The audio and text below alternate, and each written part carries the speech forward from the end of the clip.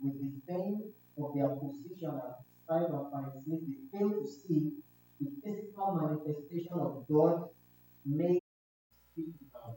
Alam ng Diyos kung ano ang nasa puso natin, ngunit mainam pa rin magbuksan natin ang ating mga labi at siya'y ating kapulihan. Do not know how to pray, or say, God, I thank you that I'm alive today. I thank you for myself. Thank you for my wife. Thank you for my husband. Thank you for my mom. Thank you for my dad. Thank you for the air I breathe. Just say something like that. Kung hindi ka po marunong manalangin, ikasumpang yung mga labi at sabihin lamang sa Diyos na Diyos, salamat po sa aking ito. Salamat sa lakas. Salamat po sa aking sambahayan, sa aking asawa, sa aking anak, sa aking mga mahal sa buhay. Amen. Amen. And when we say amen, that's how we should pray. At kapag sinabi natin ng amen, dinarapiyakan ng ating mga panalangin.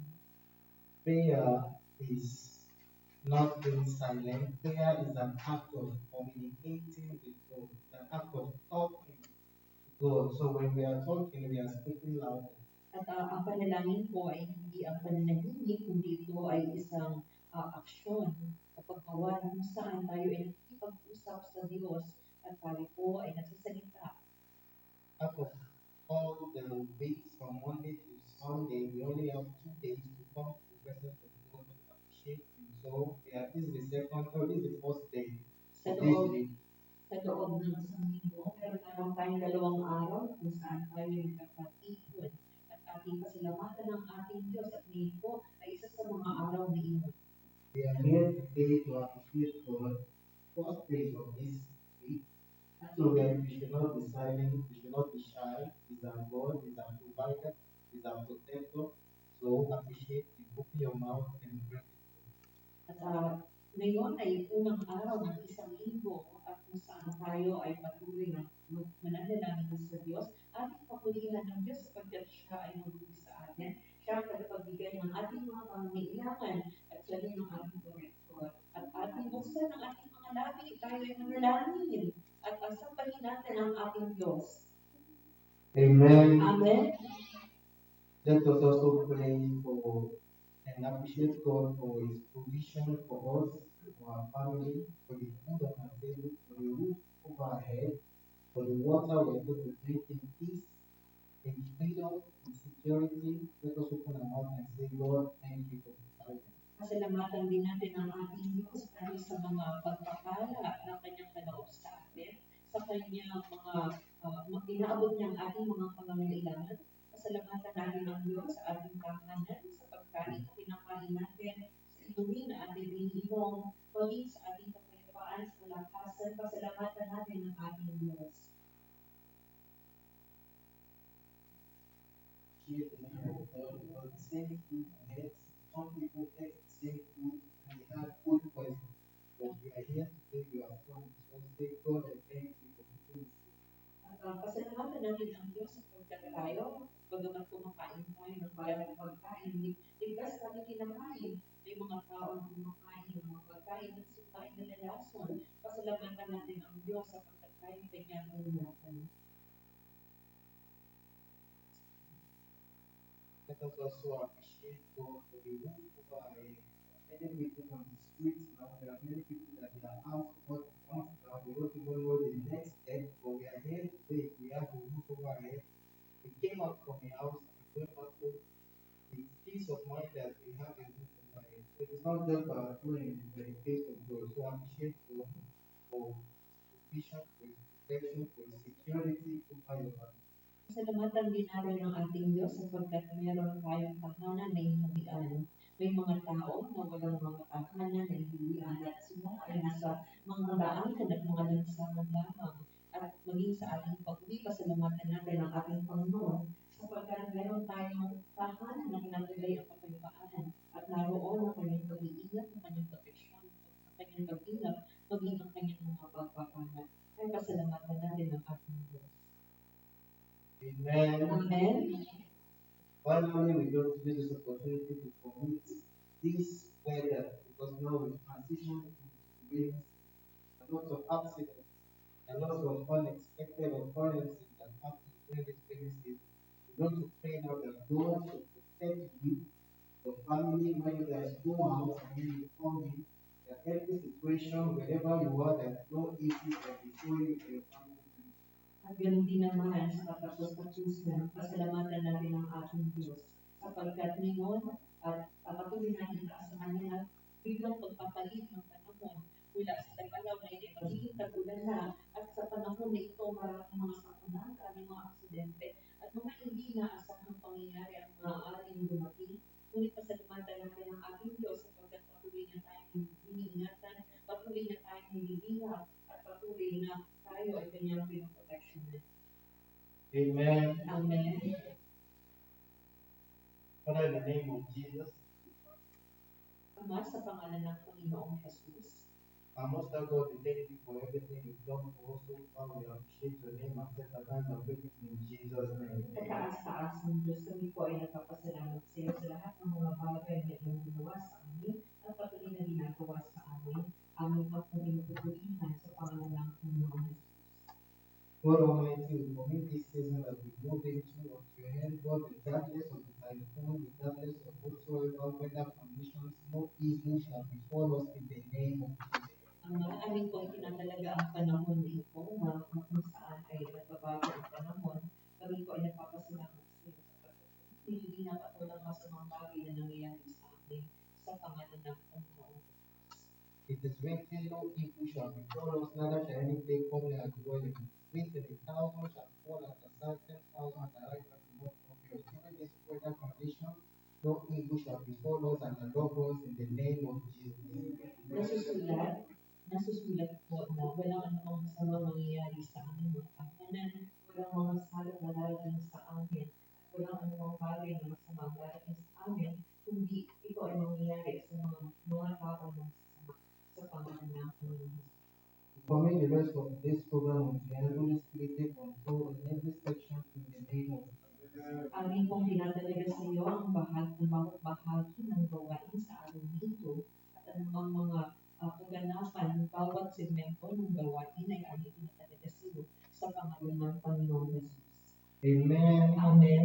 In Jesus' mighty name we are praying. Sa pangalan ng Panginoon Jesus, aming dalangin. Amen. Amen. Because of the weather, I want us to move around and welcome the next person beside you. I want us to move around and say, welcome to church. At dahil sa panahon niyon, nais ko na tayo So ay move around. at ating Welcome the gatiin next ang ating person mga beside you. kasama. Batiin natin at magandang umaga po sa mga isa. Welcome to church. Welcome to church.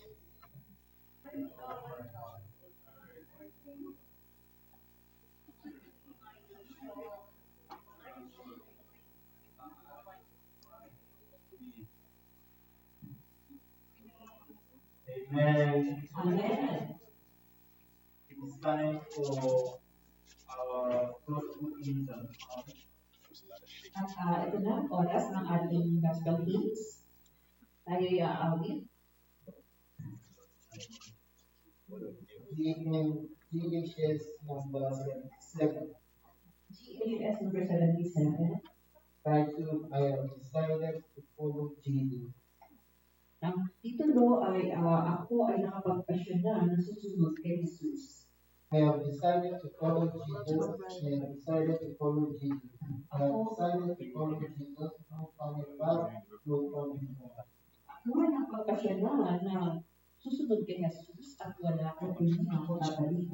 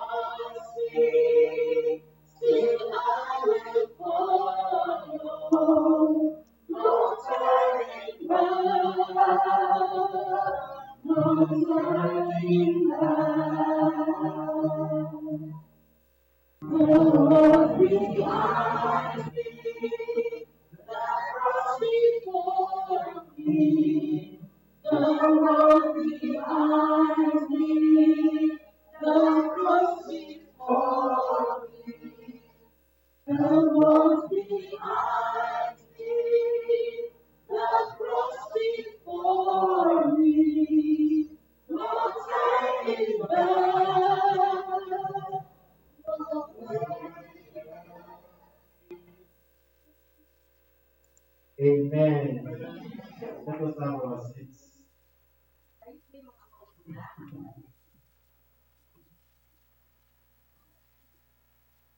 Are we happy to be in the house of the Lord today? Tayo ba'y nagaganap na tayo nasa tahanan ng Diyos ngayon? Are we happy? Masaya ba tayo? Shout 3 wonderful hallelujah. Hallelujah. Hallelujah. Amen. It is time for search the scripture. Oras na po ng ating search the scriptures. If you have your booklets, please open to lesson 84. Kung kayo po ay merong booklets, lesson 84 po ang ating pag-aaral. Lesson 84 was the last week STS project. Ang lesson 84 po ay ang ating pong huling paksa ng linggo. So who can remind us of our last week topic? Sino ang makapag-aalala sa atin ng lesson natin yung linggo? Amen. So, census of Israel and duties of the believer. Amen. Amen. Ay mga census sa pagtatanda ng mga hari at ng mga Levita. Amen. Amen. So today we will be studying lesson 85. Ngayon ay nasa lesson 85 na tayo po. Test of marital faith. Ito ay ang patunay pagsusulit ng di pagtatapat ng mga mag-asawa. Test of marital faith.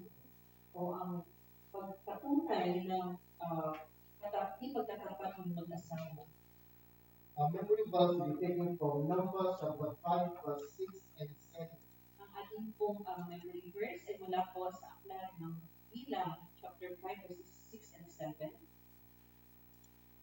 It reads, "Speak unto the children of Israel, when a man or woman shall commit any sin that men commit, to do a trespass against the Lord, and that person be guilty, then they shall affect their sins which they have done." Sabihin mo ito sa mga Israelita, sino mang magpasik na Yahweh at makagawa ng masama sa kanyang kapwa ay dapat umamin sa kasalanan ng kanyang nagawa. Pagbabayaran niya ito ng buo, maliban pa sa dagdag na ikalimang bahagi nito. Ito ibibigay niya sa ginawa niya ng masama o sa pinakamalapit pamamagitan ng Diyos. Amen. Amen. We can see that our text today focuses on marital faithfulness, retirement, and restitution. Kung ating pong mapapansin, ang ating paksa ay focus doon sa pagiging hindi pagkakata sa pagitan ng mag-asawa, pagkakasila at pagitan sa pagitan ng mag-asawa. What do we understand by marital unfaithfulness? Ano ang pagkaunawa natin sa pagtataksil sa pagitan ng mag-asawa? In another word, marriage problems. Marriage problems. Ibig sabihin ng mga problema sa pagitan ng mag-asawa. The troubles that will occur in every relationship. na kung saan pagdudukan na maaaring mangyari sa loob ng mag-asawa ng isang relasyon. Our text is telling us about, teaching us about adultery, Ang ating paksa ay nagtuturo patungkol sa pagkikiapid, fornication, pangangalinya, sexual immorality, mga sexual na immoralidad, masturbation in marriage, masturbation in marriage. sa mag-asawa. So our text is telling us that all of that is against God's commandment. Na ito ay nagtuturo sa atin, ang lahat ng ito ay laban sa batas ng Diyos. What's adultery? Ano ang pagkikiapid? Adultery is when a man and a woman are joined together in the presence of God and one of them is committing sexual acts outside the marriage. Ang pagkikiapid ay kung saan ang babae at lalaki ay nakikasama ng Diyos sa pamamagitan ng kasal at merong ibang relasyon na nasa labas. Do you think that your spouse did something so wrong and you feel like you have to get her up or you have to pleasure yourself because of that? You left her or you left him and you stick with someone else outside the marriage, that is adultery. Ang pakikiapid, ito ay kung saan ikaw ay nasa loob, nakapaloob sa isang relasyon at nakita mo na hindi maayos ang relasyon mo, ikaw ay sumiping sa ibang babae o sa ibang lalaki. So if you are here today and you fall to that category, God is telling you to stop, repent, and be converted. Kung ikaw po ay nasa ganyang kalalagayan ngayon, at sinasabi sa iyo ng Panginoon na ikaw ay magsisi at pinatawagan ng Panginoon sa pagsisi at ayusin mo ang iyong kalalagayan. Or are you here today and you fall to the category of fornication, you are not yet married, but you are sleeping with someone else outside or before God legally joins you, God is telling you to stop, be converted. O ikaw ba ay nasa relasyon na kung saan ikaw ay babae at lalaki na natutulog kayong pareho, ngunit hindi kayo kasal at hindi kayo naghintay na pagsamahin kayo ng Diyos, ngunit kayo ay nagsisipin, ito ay nasa ilalim ng pangangalinya. Or did you fall to the category of masturbation in marriage or outside marriage? God is telling you to repent and be O converted. kaya naman, ikaw ay nasa ilalim ng masturbasyon na kung saan maaaring ikaw ay nasa loob ng nakapaloob sa kasal o kaya naman ay nasa labas ng kasal. Many things happen during the marriage. The husband might be too busy, wife might be too busy. That doesn't give you the pass to go and pleasure yourself with lust. At maaari nga na may pagkakataon na walang panahon sa iyo ang asawa mong babae o asawa mong lalaki at dahil meron kang pagnanasa, ito ay ginagawa mo upang matutunan mo ang mga kita ng laman. God is telling you today, repent and be converted. Ang sinasabi sa iyo ngayon ng Panginoon na ikaw ay magbago. So our text is telling you that how can you avoid marital unfaithfulness? At ang paksa natin ay tumutukoy na paano natin maiiwasan ang pagkakasil. We have to avoid some little things that we do not pay attention to. At kailangan natin iwasan ang mga maliit na bagay na kung minsan ay hindi natin napapansin. And what are little things? We have just Ano yung mga maliit na bagay na meron tayo na hindi natin napapansin? we have jealousy, Una, meron tayong pagsisero sa pananagili. we have suspicion. Pangalawa, meron tayong paghihinala. And after that, wrong accusation. At ang pagkatapos niyan, nagkakaroon tayo ng pag-aakusa. Maling pag-aakusa. So God is telling us to avoid these three things because they will be something. Once jealousy sets in, it becomes a little stuff at the beginning. At sinasabi sa atin ng Panginoon na ito ay ating iwasan. Kapag ang isang bagay ay nagsimula na, katulad ng pagsiselo sa pananagili, dito nagsisimula ang maliit na bagay. Then once that sets in, it gives birth to suspicion. At pagkatapos na ikaw ay magkaroon ng pagsiselos o pagpananabik, nagkakaroon ka ng pagsususpecha o paghihinala. Fear that this person is cheating on me. Maaaring nakapagpaplan na ang ito ay dinadaya ko, niloloko ka ng paningin. Anxiety. At hindi ka ikaw ay balisa. Once we are anxious, can make us do unthinkable things even as believers. At minsan kapag ikaw ay balisa, minsan nakagawa ka ng mga bagay na kahit ikaw ay hindi mo maunawa, maging ikaw man ay mananampalataya ka na. So, this is telling us to think it, lest we fall to those aspects, we as believers. At kaya sinasabi sa atin ng ating talata na tayo ay mag-ingat bilang tayo yung mga mananampalataya. Amen. Amen. So, because of our time, we divide the topic in three subheadings. At dahil sa ating panahon o oras, ating hinati binahagi ang ating paksa sa 3 punto. Point number 1, separation from defilement to the camp. Una, ang paghiwalay ng karumihan sa kampo. Point number 2, scriptural directive and restitution for wrongdoing. Ang pangalawa ay ang direktiba ayon sa kasulatan sa pagpapanatili sa mga kamalian, pagpapanauli sa mga kamalian. Point number 3, suspicion of marital unfaithfulness and resolution. Ang ikatlo, paghihinala sa pagtataksil sa mag-asawa at pagpapanauli. So, back to point number 1, separation from defilement. Una, balik tayo sa una, ang paghiwalay ng karumihan sa kampo. What do we understand by defilement? Ano ang pagkaunawa natin sa karumihan? Defilement means not regarding the secret sites of things. Not regarding the secret sites of things. Ang ibig sabihin ng karumihan ay hindi mo pinapakialaman ang isang hindi na gawain o sa ikaw ay gumagawa sa tagong lugar. Or in another easy word, making something foul or dirty or unclean.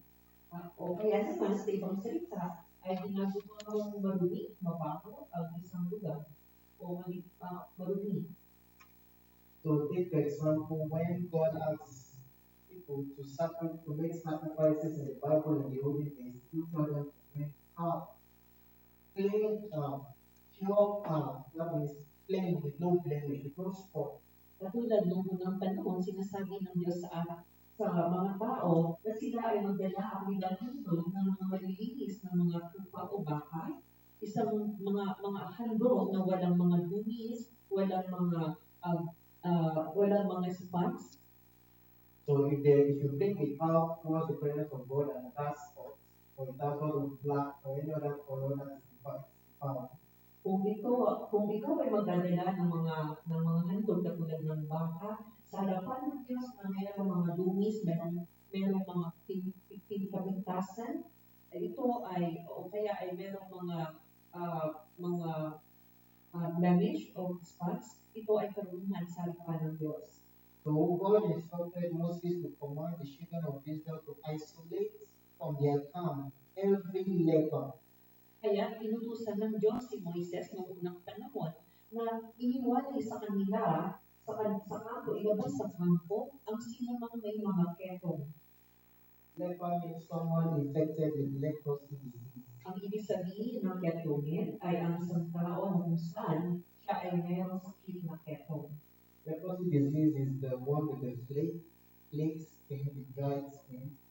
Ang ketong po ay kung saan ay ang balat ng isang tao ay parang may taliskis. That is the one that the in the Bible got from being unfaithful. Yan ay isa sa nangyari kay Gehazi dahil sa kanyang hindi pagtatapat sa kanyang anak. Who knows Gehazi in the Bible? Sino nakakilala kay Gehazi sa Biblia? Anyone? Sino? Well, this is Sino si Gehazi? who is it? The man that God infected with leprosy. Amen. Siya ay tao.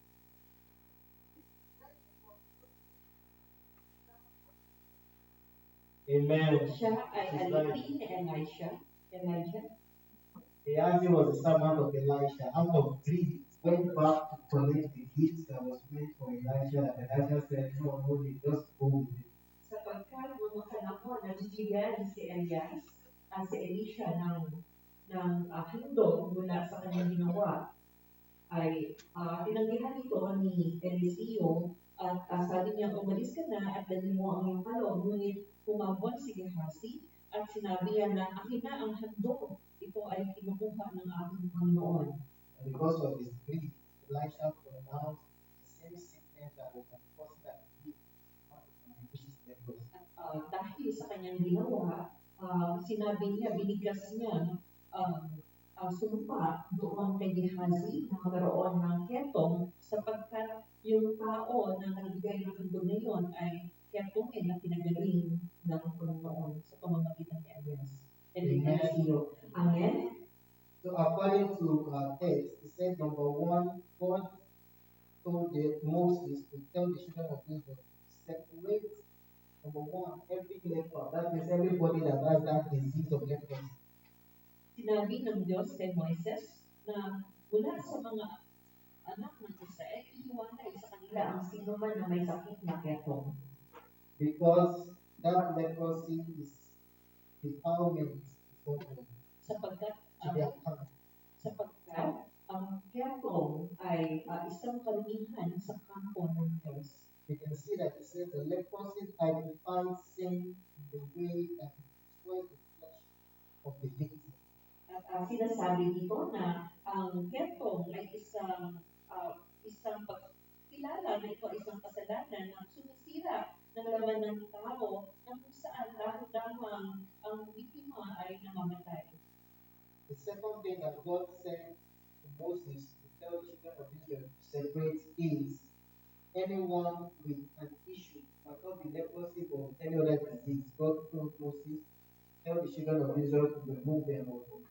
At ganoon din naman, sinabihan din pangalawa ng Diyos na ang sino kay Moises na sino man ang mayroong issue sa kanilang kalusugan ay iliwalay sa kampo. Thirdly, God told Moses to tell the children of Israel to remove or separate anybody that has been in contact with a dead person. At ikatlo, sinabihan din ng Diyos, iniutos din ng Diyos kay Moises na sino man na humawak sa isang patay ay kailangang iniwalay doon sa kanilang kampo. Fourthly, God said to Moses to tell the children of Israel to remove anybody that has participated in mourning for the dead. At ganoon din naman, sinabi ng Diyos kay Moises na iniwalay ang mga tao na sila ay nagdalamhati dahil sa isang patay. God classified all of this as defilement on behalf of the children of Israel. Ito ay pinamahayag ng Diyos na ito ay isang pagmingan para sa kampo ng Israel at maging ito ay karuman-duman sa harapan ng Diyos. As long as those things are in that camp, God did not do anything. At habang kasi ang mga bagay na iyon ay nasa loob ng kampo nila, hindi gagawa ang Diyos ng anumang bagay sa loob ng kampo. So, what fellowship has righteousness with unrighteousness, right? At ano ang kaugnayan natin sa matubig at hindi matubig? And we know that our God is righteous, our God is holy, our God is clean. So He has nothing to do with sickness, or defilement, or evil, or anything that is wrong.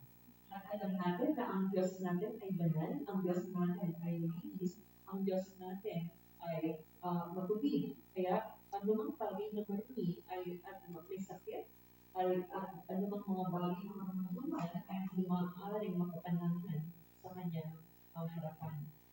Amen. Amen. So now that's the defilement of the camp. Now let us talk about the defilement of the modern Christian. At ito ang ating napag-usapan ay ang karumihan sa loob ng kampo. Ngayon naman ang pag-uusapan natin ay ang karumihan sa ngayong panahon na ito. Before that question, Bago yan, meron akong tanong. what do you understand by defilement? Ano ang pag-unawa ninyo pag sinabing karumihan? Complain. pagiging marumi. Another word, Ano pa? impure, impure. Hindi dalisay. Any other one? Ano pa? dirty, Dirty. Marumi. One more. Ano pa?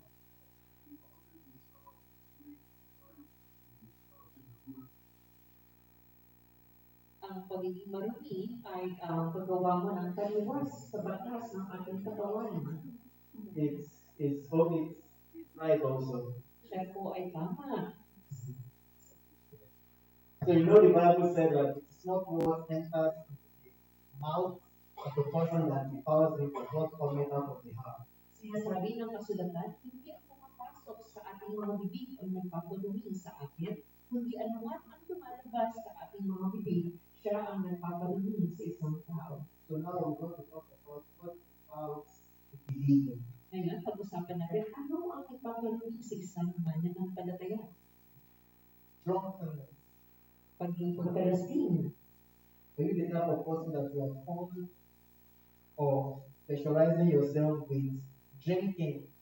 Ikaw ba ang tipo ng tao na kung saan ikaw ay nasisiyahan sa pamamagitan ng pag-inom ng alak? And they have a lot of friends. They're like, Sam, I don't drink that much. Occasionally, At meron akong mga tinanong ng kaibigan ko na sabi nila, sa hindi ako minum na rin ng kalaki, konti-konti lang at minsan-minsan lang.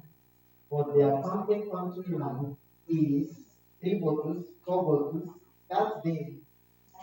Sinasabi nilang konti-konti lang ay 2 botelya, 3 botelya sa loob ng isang araw. So God is telling you that as long as our body is the temple of God, that we not put alcohol in. At kaya sinasabi sa atin ng Panginoon na ang ating katawan ay templo ng Diyos, kaya hindi natin ito dapat lagyan ng alcohol. Because it's considered as a defilement, temple of the living God, which is our body. Sapagkat ito ay katulad din ng pagpapadudumi natin sa templo ng Diyos ang ating katawan. Another important defilement we should be careful of is sexual immorality. At ang ikalawa, isang uri pa ng kalumihan ay maging maingat tayo sa anumang sexual na immoralidad. Sexual immorality can be done physically and then can be done in your mind. Ang sexual na immoralidad ay maaaring maganap sa pamamagitan ng physical na kalumihan o makukwanta o kaya naman ay maaaring sa isip. So physically maybe through fornication or through adultery. Ang physical na immoralidad ay maaaring sa pamamagitan ng pagkiapit at sa pamamagitan ng pangalunya. And then in your mind by lusting after the nakedness of another person. At sa iyong isip ay yung pagnanasa mo doon sa kawalan ng isang tao. That's when we talk about looking and seeing. Yan ang ibig sabihin na kapag tayo tumitingin at kung ano yung ating nakikita. Looking and seeing, there's a difference between looking and seeing. Meron po pagkakaiba sa pagitan ng pagtingin mo at kung ano ang iyong nakikita. Pastor Chuchi said, seeing, and when you see a beautiful lady walk by you, you see her, you remove your face and you focus on the direction. Ang ibig sabihin, si Pastor Kunoy, sabi niya kapag nakita mo ay maaaring nakita ka ng isang magandang babae at nakita mo lang siya at pagkatapos mo siya natingnan ay umiba na ang iyong paningin. Iwas mo yung paningin. And then looking is tasting. That means you already saw her once, you are going, or you turn around the second time to look at her. Ang dalawa ay ang tingnan o tumingin na kung saan ay nakita mo siya, ngunit sa ikalawang pagkakataon, uli kang lumingon. So the moment you look and gaze upon her the second time, that's when the devil is going to suggest that immoral sexual thoughts into your heart. At sa pagkakataon na ikaw ay lumingon at tapos ay lumingon uli at tumitig, ito ay ang pagkakataon na kung saan ang diablo ay makagagawa sa iyong buhay. So we as believers, we should look on God, the author and the finisher of our faith. At tayo bilang mananampalataya, dapat tayo tumingin sa ating Panginoon, sa ating Diyos. Siya ang siyempre, tagapagpauna at siya rin po ang tagapagtapos ng ating pananampalataya. Amen. Amen. One more. We have Saka, anger or hate. meron tayong galit o kaya ay puot. We can see that Jesus Christ demonstrated humility and meekness and gentleness and slow to anger when he was in flesh. Tandaan natin na ang Panginoong Jesus ay nagpakita bilang halimbawa ng pagiging mababang loob, ng pagiging maamo, ng pagiging mabuti sa lahat. Because anger and hate in us and make us as believers do unthinkable things, and it is not easy to think back. At dahil ang galit at ang puot ay maaaring magbungsod sa atin na makagawa tayo ng mga bagay na hindi natin naiisip o inaasahan. So, anger, when it is done, when it is placed out, it is hard for you to recover At from the damage you've done to someone else or to something. kapag ikaw ay nakagawa sa panahon na ikaw ay galit at pagkatapos mo magalit, napakahirap na ibalik yung mga bagay na nagawa mo noong panahon na ikaw ay nagagalit. So God is telling us to repent and forsake those hates, those anger, those lust, those sexual immorality, and those defilement in the eyes of God. Kaya't sinasabi sa atin ng Diyos na tayo ay pagsisihan natin at talikdan natin ang anumang anyo ng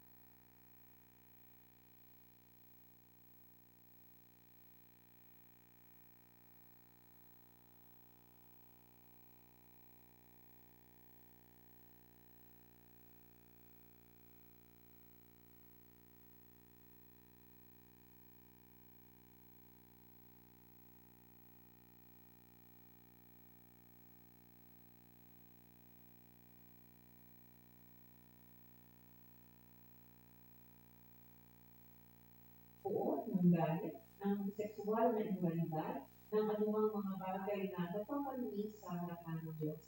Amen. Amen? Question. Tanong. So can you give me, I give us four defilements. Nagbigay ako sa inyo ng 4 na mga sandihan Wow, thank you. So can anyone sa give me out ating of no, four? sa ating katawan. Pero kung makapagbibigay sa atin, Drunkenness. Amen. pagkalasing. 3 more. Itatlo pa. Yeah, sexual immorality. Sexual na Amen. immoralidad. 3 more. Sabi sa Ano ba? lust. Pagnanasa Amen. ng laman. 2 more. Anger. Galit. Last one. Hindi. Ano pa? 8. Oo.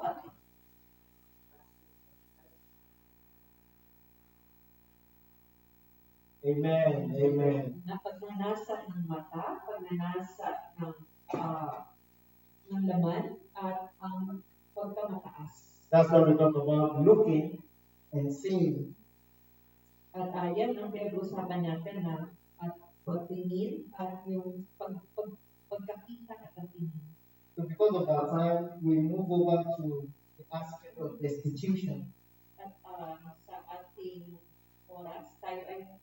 na sa pagpapanauli. What is restitution? Ano ang pagpapanauli? Restitution is the act of returning something that was lost or stolen to the proper owner. Ang restitution, pagpapanauli, ay isang hakbang kung saan anuman ang iyong nagawa o kinuha mula sa isang may-ari ay ito ay iyong ibabalik.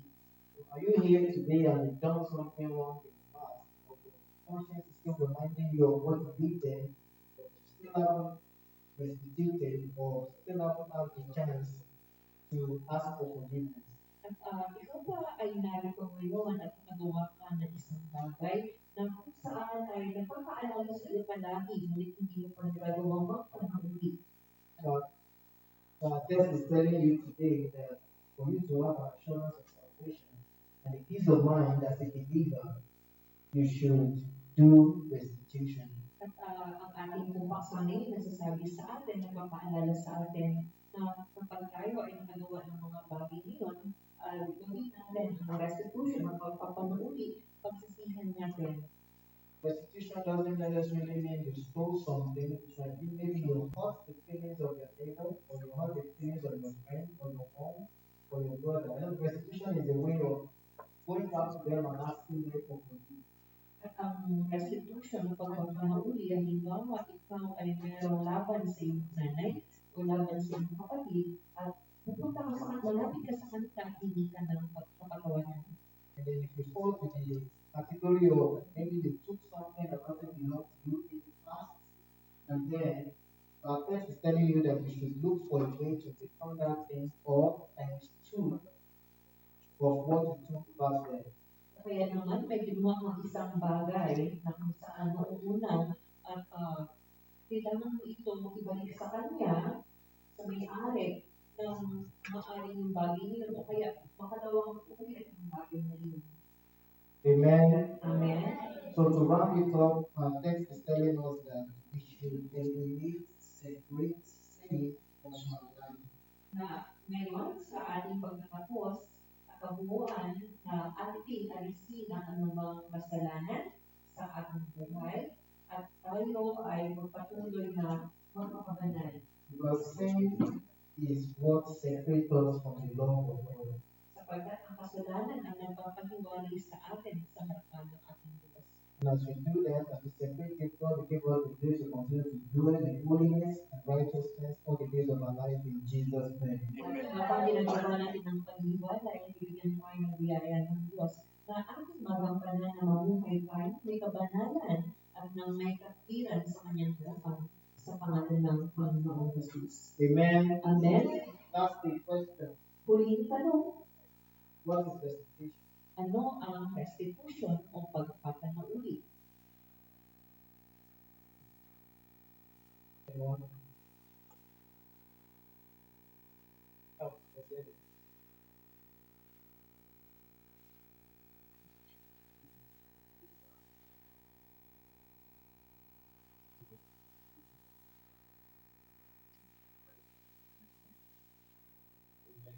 Ang restitution o pagpapanauli ay ang pag-aalis mo ng mga maling bagay na ginawa mo noong una. Meron pa ba? Sino pa? Restitution is making cleansing our Ang restitution o pagpapanauli ay ang pagtutubig ng ating mga mali at tungo sa tama.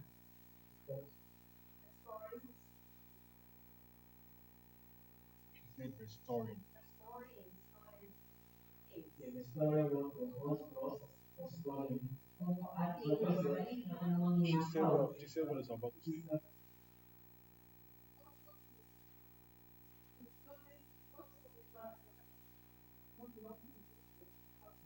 Returning what doesn't belong to you. At anuman ang ginawa laban sa iyo ay ikaw ay magpapanauli.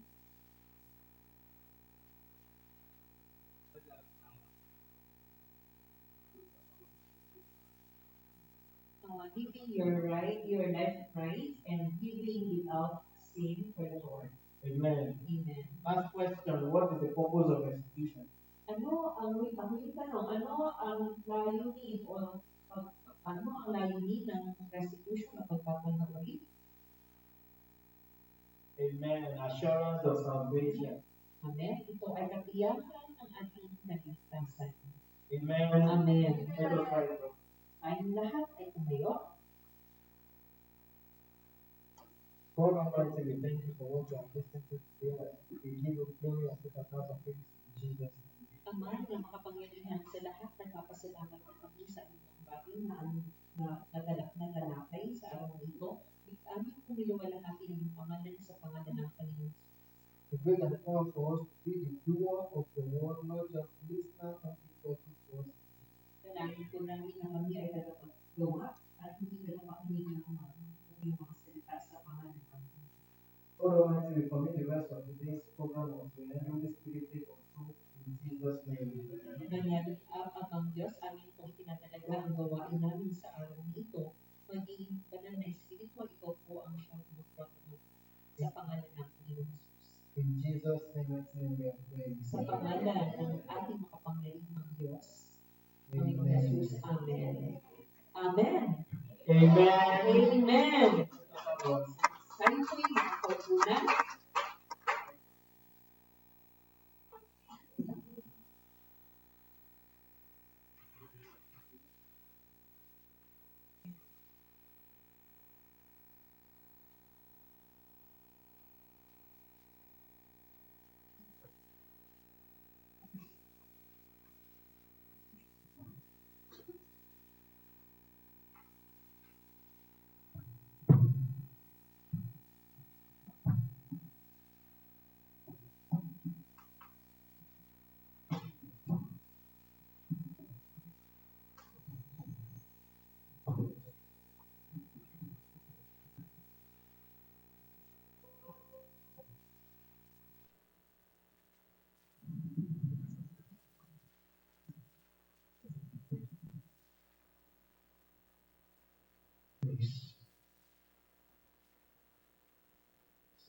Tayo po tayo. Let us all stand.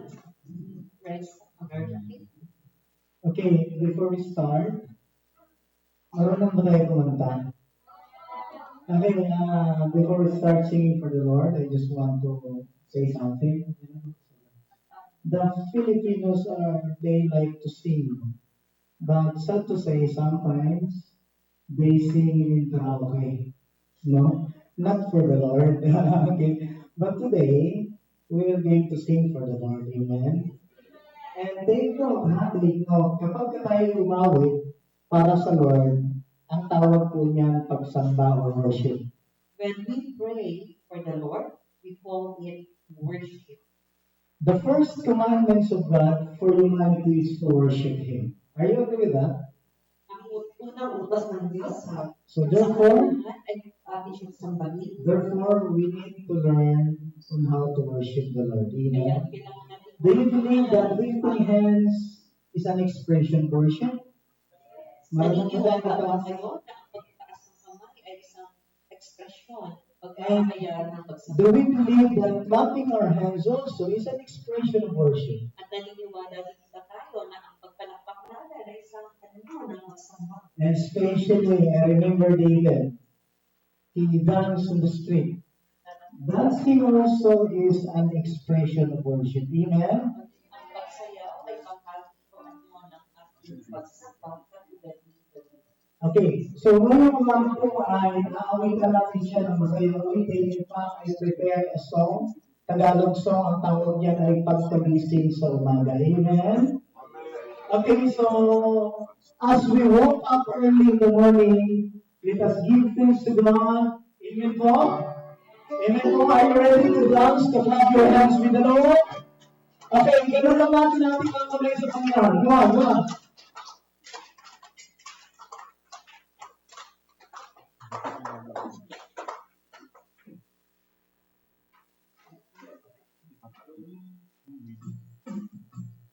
Sige po, hallelujah.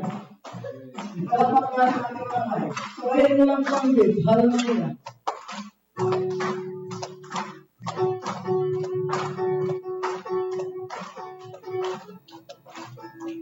Ayun yung mga pagkagising sa umaga. Pagkagising sa umaga, Jesus ikaw.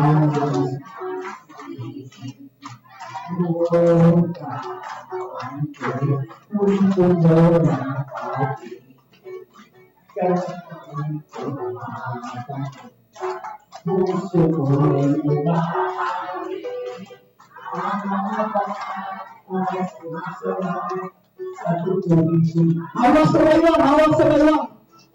Dalawa, kumikendo, ako'y nagtsatsa-tsa, ay kumakaway, napupurido ang sika, lumulong na sa salwa, sumasayaw, kumakanta, ito ang hawak sa kayo. Dalawa ko'y kumikendo, ako'y nagtsatsa-tsa, mga kamay kumakaway, napupurido ang sika, sumasayaw, kumakanta, ito ang tanging sa'yo. Pagkagising sa umaga, pagkagising sa umaga, Jesus ikaw, kaya doon katawan ko'y puno ng katawan ko'y puso ko'y umahal, ang mga ay kumakawan sa tubig. Hawak sa mga dalawa ay kumikendo, ako'y nagtsatsa-tsa, mga kamay kumakaway, napupurido ang sika, Lugod! Kumakanta, ito ang sa'yo. It's a great thing to serve the Lord. It's a great thing to praise the Lord. It's a great thing to praise the Lord. It's a great thing to praise the Lord. Once again, it's a great thing to serve the Lord. It's a great thing to serve the Lord. It's a great thing to serve the Lord. It's a great thing to serve the Lord. Sabay-sabay! Walk! Walk! Walk, walk, walk. In the light. Walk, walk. In the light. Walk, walk, walk. In the light. Walking in the light. It's a great thing to serve the Lord. It's a great thing to serve the Lord. It's to serve the Lord. Walking in the light. Let's stay on. Walk, walk, walk, walk in the light. Walk, walk, walk, walk in the light.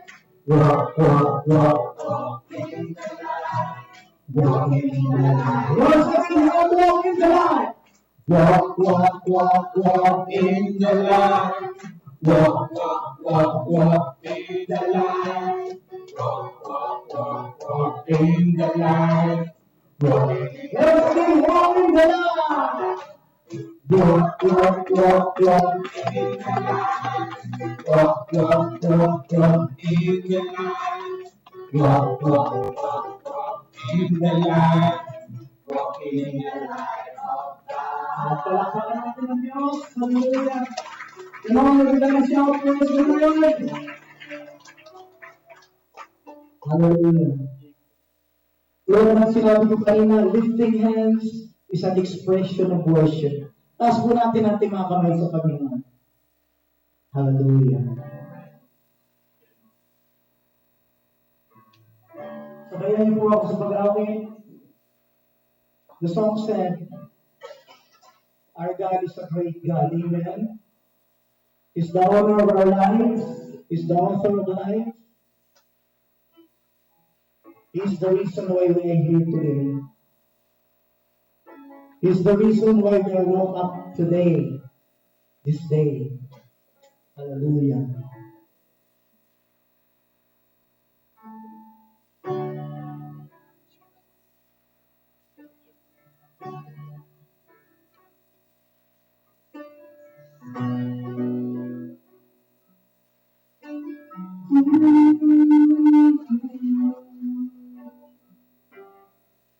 Father, we worship you this day.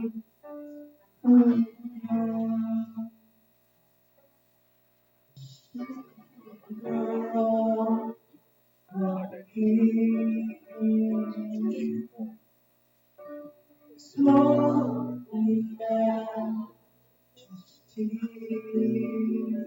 may all the earth rejoice, may all the earth rejoice.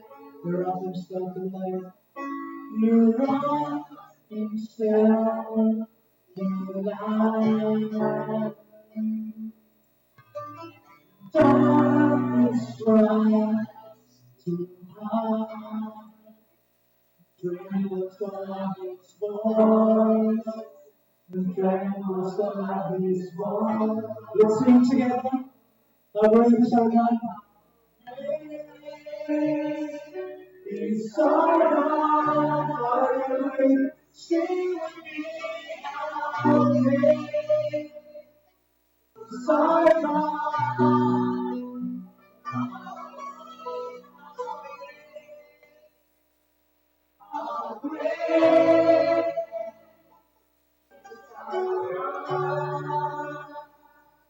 It's going to stand.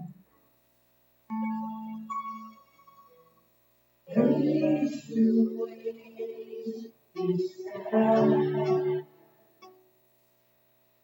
And time is seen. And beginning to beginning and the end. Beginning and the end. Together we one. A God and we one. Father, Spirit, Son, the lion and the lamb, the lion and the lamb. Who are great is our God. Sing with me, how great is our God. How sweet, how great, how great. We will shout it outside out. Our God is great and He's worthy to be praised. Come on, once again. How great is our God. Sing with me, how great is our God. The time will see how great is our God.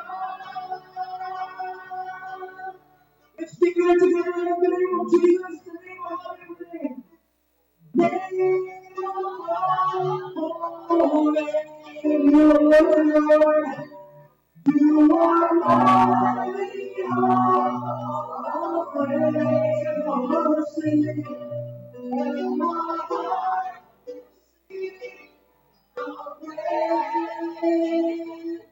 is our God, name above all names. Name above all names.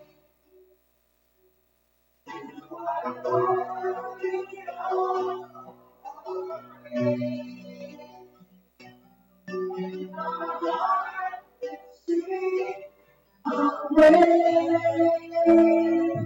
is our God. Can you sing this my song? Come on, lift up your hands, lift up your voice tonight. Can you sing my song? There sings my soul, my Savior God. Bless your name. How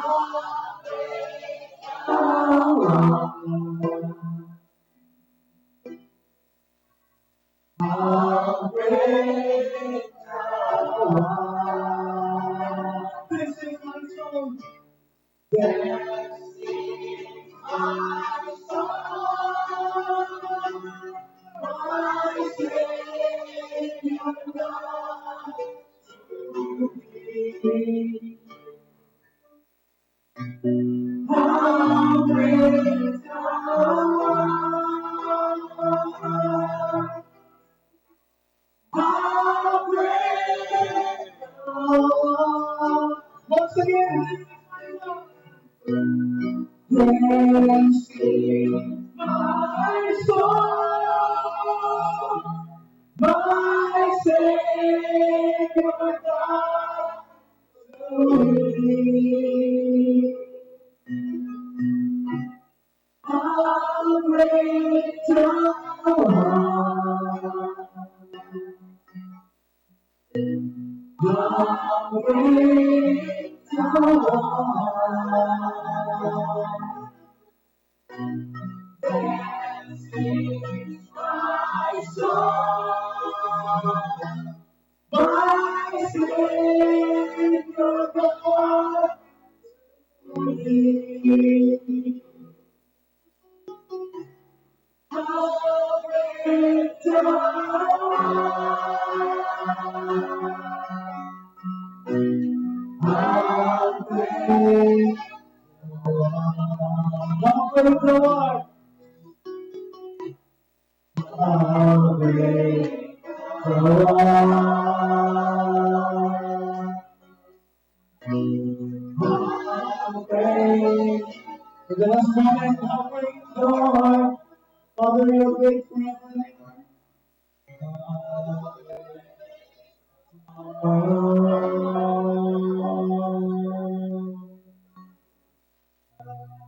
How great thou art.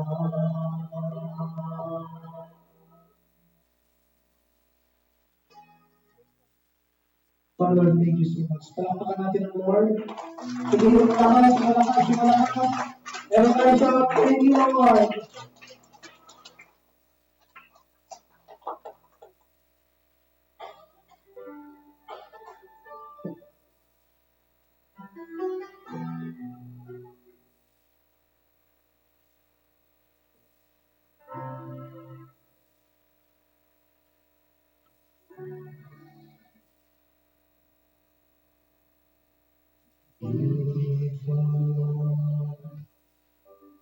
Wonderful Savior, I worship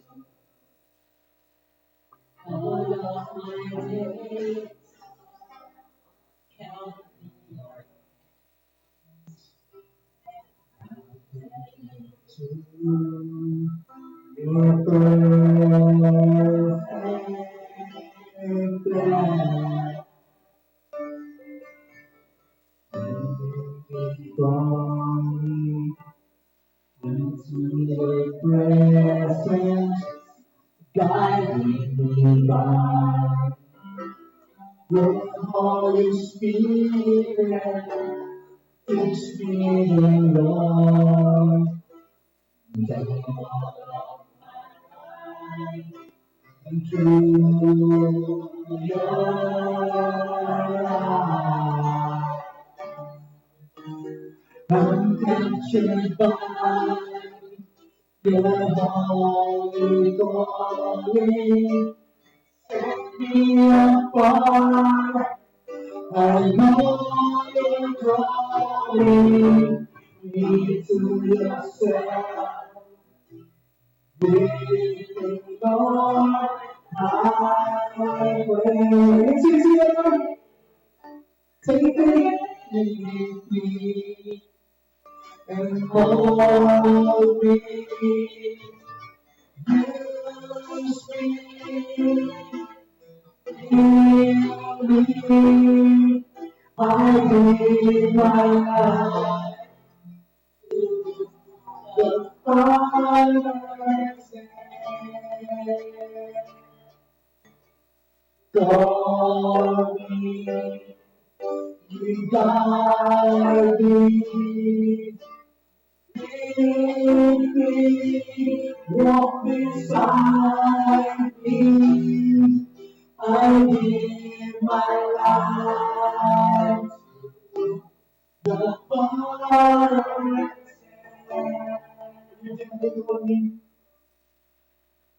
You gently call me into your presence, guiding by your Holy Spirit. Takes me there, Lord, to be alive to your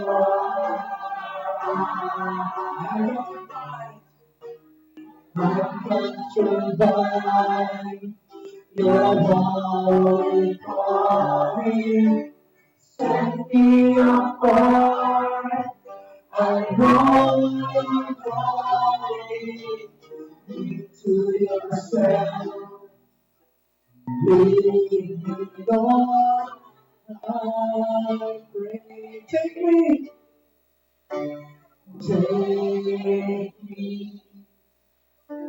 on me. Use me, fill me. I give my life.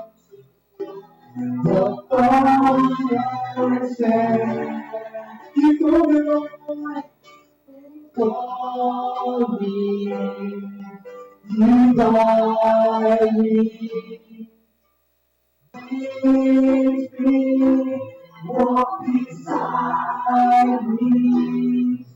I give my life.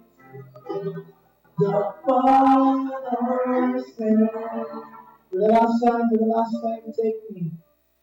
Take, Father, we pray for that song.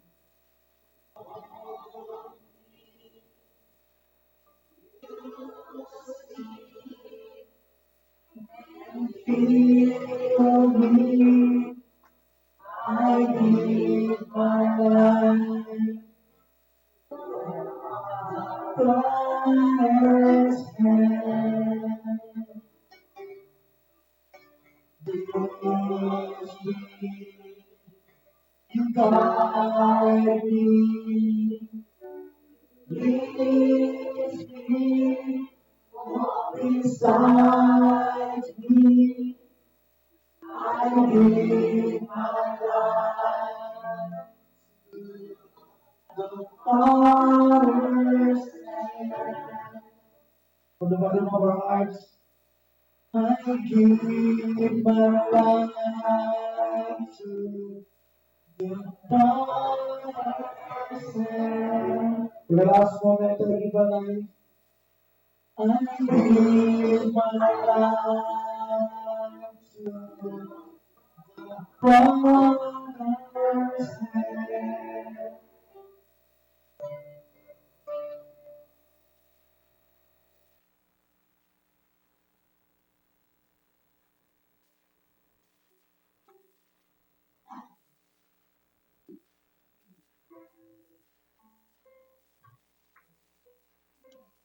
Thank you, Lord. Thank you, Lord. Only Lord. And you, Lord. Let's continue to praise the Lord.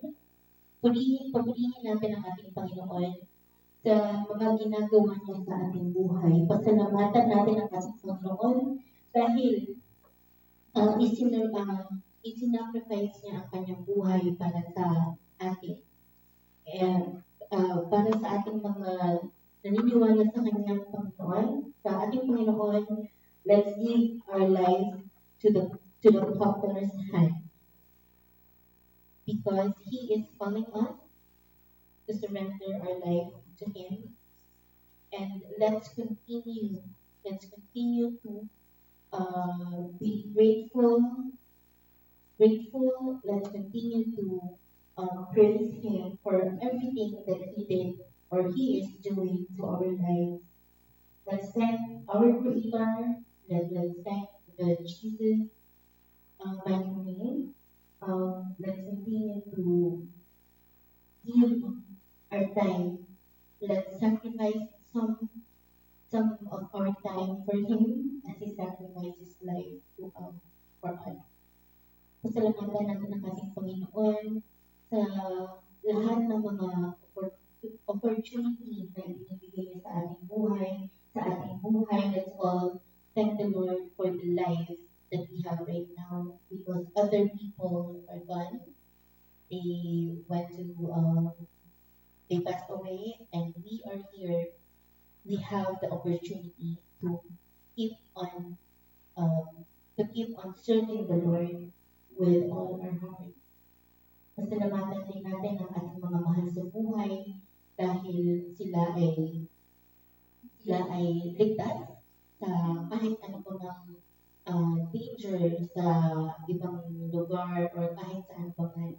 Pasalamatan natin at pagdasal natin na patuloy na protektahan nawa ng ating Panginoong Jesucristo ang ating mga mahal sa buhay, ang ating mga sarili, ang ating mga kamag-anak, ang ating mga kaibigan, at siyempre ipagdasal din natin, let's all pray that He will continue to protect our leaders, our pastors, and He may continue to bless this church as para maging blessing ang ating simbahan sa ibang mga tao. At patuloy nawa na gamitin ng ating Panginoon ang ating mga pinuno, ang ating mga pastor para maibigay ang mga gospel or ang salita ng ating Panginoon at mas marami nawa na maisave ng mga tao from young adult to the adults. And we are praying, Lord, for you to continue to bless our people so that they can be a blessing to other people. And this we pray in the mighty name of Jesus. Amen. Let's all sit down.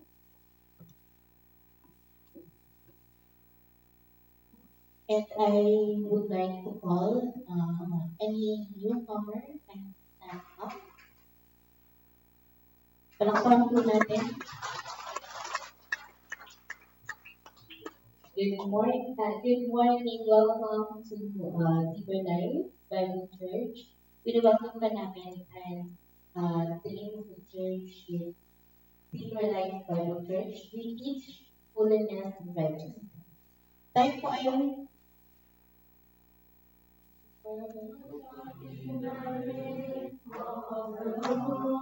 ngayon at yakapin, i-share natin ang ating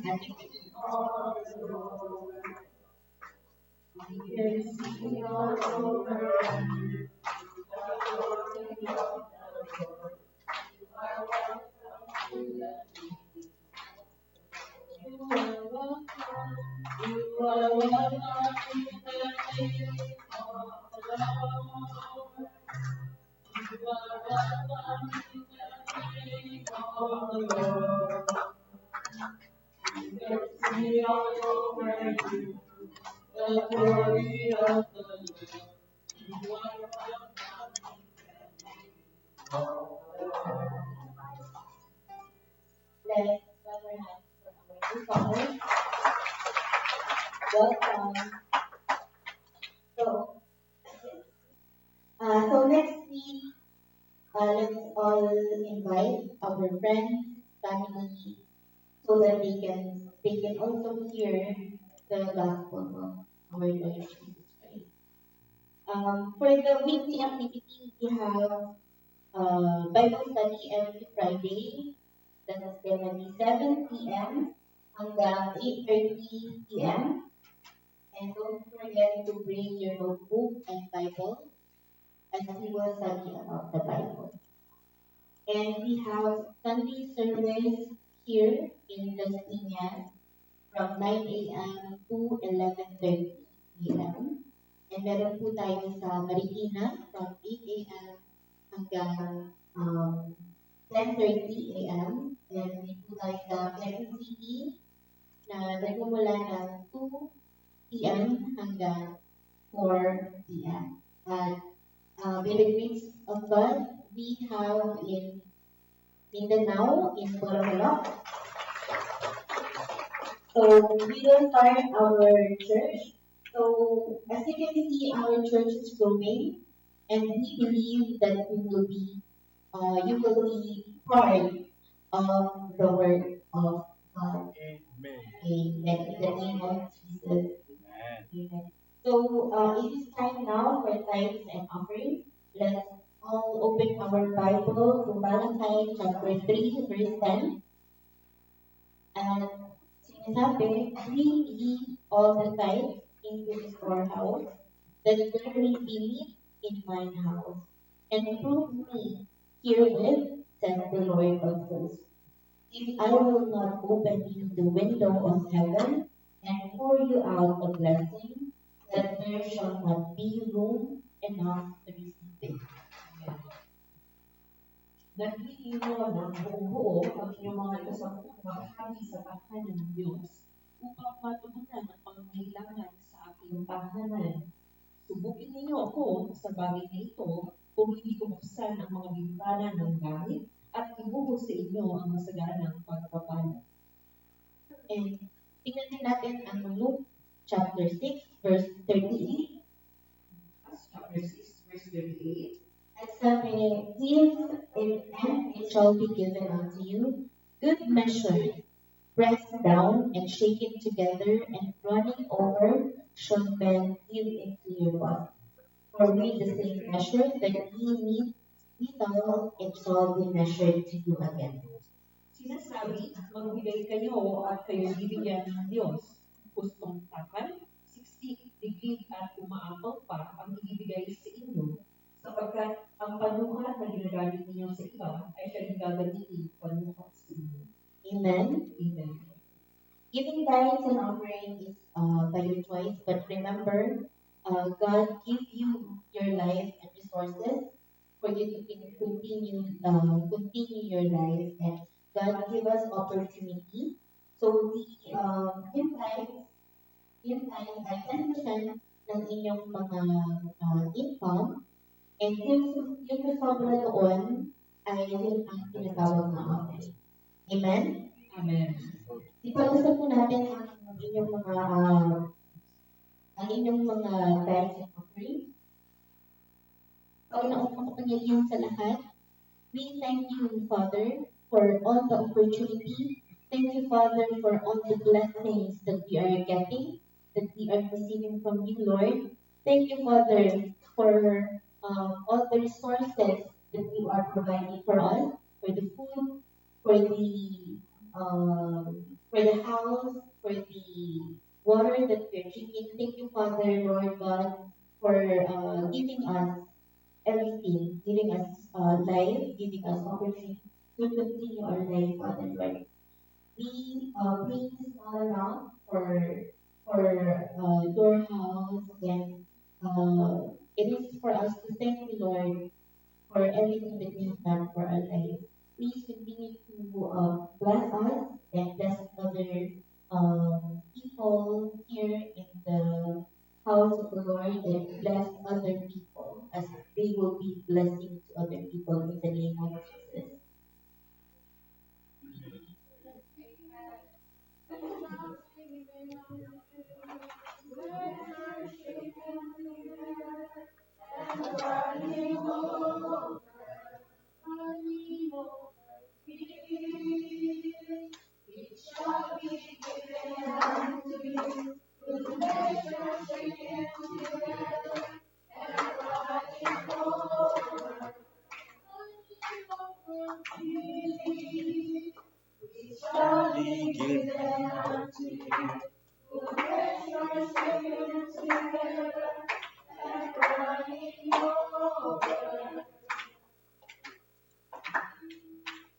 Amen.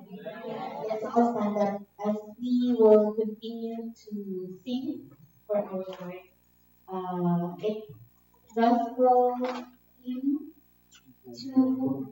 Gospel Hymn and Song 201.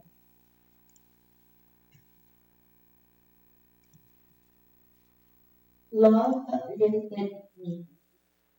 I was sinking deep missing, far from the peaceful shore, very deeply stained within, sinking to rise no more. But the Master of the sea heard my despairing cry. From the waters lifted me. Now I am safe. Now safe I am.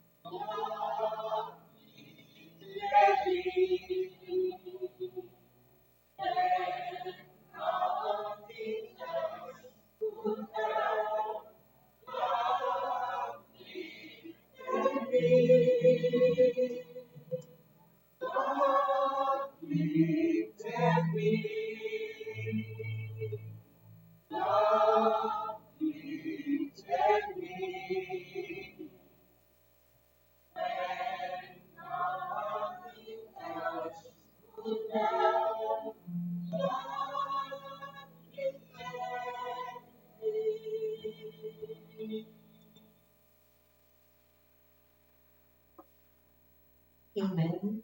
Love lifted us. Amen. And let us remain standing and let us pray. Hallelujah.